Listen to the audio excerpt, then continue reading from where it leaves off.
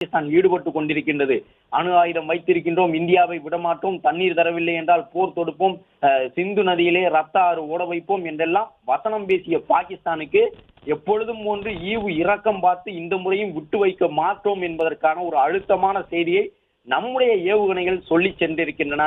9 இடங்களில் விழுந்திருக்கக்கூடிய அந்த ஏவுகணைகள் லஷ்கர் இ தொய்பா, இந்தியன் முஜாஹிதீன், ஜெய்ஷ் இ முகமது உட்பட வித்தியாசமான பெயர்களில் எல்லாம் ராணுவ ரீதியாக தாக்குதல் நடத்த முடியாமல் பயங்கரவாத தாக்குதலை நடத்தி கொண்டிருந்த அந்த பயங்கரவாதிகளுக்கு ஒரு பாடம் புகட்டி இருக்கின்றன.